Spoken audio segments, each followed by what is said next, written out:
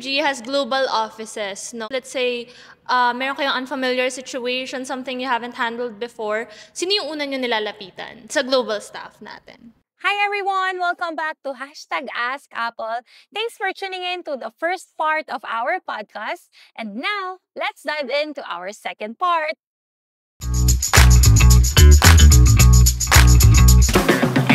Sarili ko. Tiwala ako sa sarili ko eh.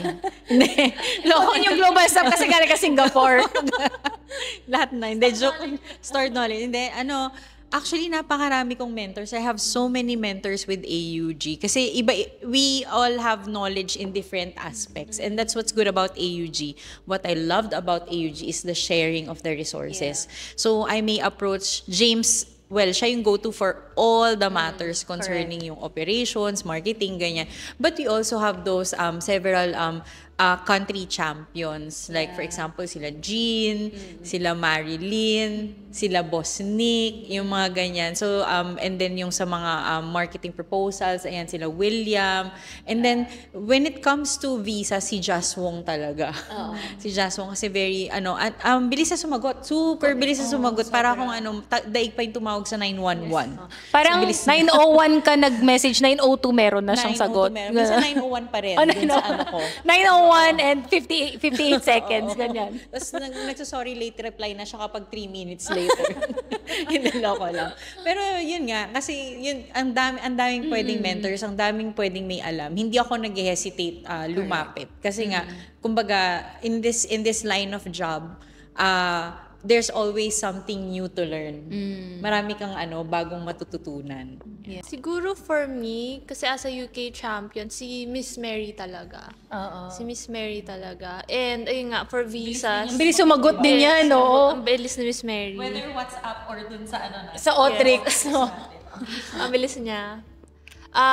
Hello Mary ka palang may sagot na siya. Mabilis siya. And yun nga, sa visa, si Boss Justin. So, very reliable naman yung global staff natin. If you need help, they're very much willing to answer your questions. Saka, experts talaga sila. Because of their years of experience. In my years with AUG, I've dealt with only very few people because they were here since then. Lahat ng mga kausap ko ngayon, they were here since I was here also. Kaya alam mong experts sila. I think that's very nice if you are part of the company which has a global network. Because if you're just if ito lang yung knowledge mo, at least you have someone to rely on because we are a global network. I think that's one of the best things. Madalas din may iba silang perspective. Yes. So you might only see the perspective as a Filipino. Yes. But when you consult with other nationalities, they have different perspectives for you to think about ganun. Kasi for us, our student cases or how we deal with, kunyari, business development or how we deal with marketing, we have different approaches per country. And some of our network offices are, advanced markets.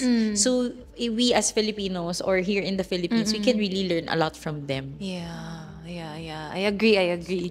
Okay, since we're already talking about our amazing global team, let's take a trip down memory lane, during our 30th anniversary. 30th anniversary, that was definitely wild. It's a different experience for us. Yes, of course. Out of our Wild. comfort zone. Yeah. Diba? So one day, naka-gown tayo, and then the next day, ano yung suot natin? Dry fit?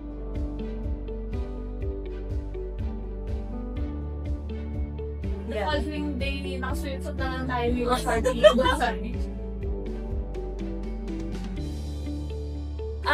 Everyone, ano yung may share nyo about sa gala natin, yung sa build? Sa build, syempre ito yung something na we don't usually do. Like yung sa pag-saw ng wood, grilling, yan. So yun din yung may stock yung shoes mo dun sa mud. Syempre ingat ka rin sa paglalakad kasi madulas talaga. Lahat talaga ng very unforgettable moments.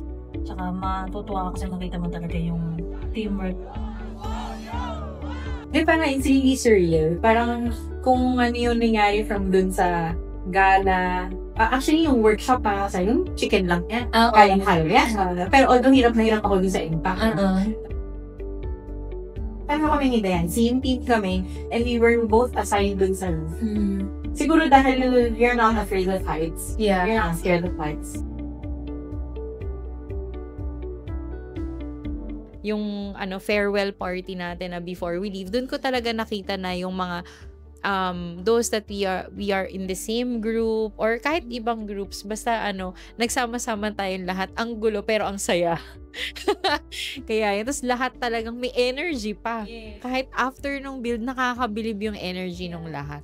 So talagang feeling ko sobrang one na team tayo lahat doon. Kahit gaano tayo ka na. 100s yata tayo nun no? Oh, 100s tayo nun. I guess for me yung 30th anniversary is very memorable. Like doon ko nakita na okay, this is really a network that you can rely on. Totoong tao pala talaga yung si Alice Wa. akala ko email lang siya ganyan, no? Pero hindi totoo pala siya talaga, no? So sa build naman is very fascinating because we do have different languages. We came from Philippines, Indonesia, Vietnam, Malaysia, Singapore. We do have different languages, but I cannot believe that we were able to build the house for 3 days. 3 houses siya. I'm in gray team, you guys are in blue team and yellow team. Literal na 3 days talaga siya. Many will not believe it, but it's true. It's really true. Like, many will not believe us that our services are for free, but it's really free. And then that house is 3 days, 3 houses in 3 days. But I cannot forget the time na I think the 3rd day, last day na yon. I'm doing the wall, no, yung upper part ng wall. Nagde-drill ako and then yung wall panel nahulog siya sa kamay ko. Nahulog siya sa kamay ko. Hawak ko yung drill. Sobrang lakas ng impact nung wall panel sa kamay ko. Tapos nabitawan ko na yung drill. Tapos hanggang sa, namaga yung kamay ko. Tapos nung una sabi ko, hindi, okay lang, kaya ko pa. Tapos biglang, everyone will ask me na, kapag ka yung feeling na lahat na nagtatanong sa'yo kung okay ka na, yung ganong feeling, hindi ka naman naiiyak, pero naiiyak ka na. Parang hindi naman ako umiiyak kanina, parang okay naman ako. Pero sobrang sakit niya talaga, literal na masakit siya. Buti na lang may medic. Buti may medic siya. They were ready. Yes, and then I think, alam mo yun, first aider ako, pero ako yung una na first aid. Yung gana. Sayang yun. CPR ako, pero yung kamay. Ayan. So, anyway, yun yung mga funny moments and of course, nanalo ko ng raffle dun sa Na all.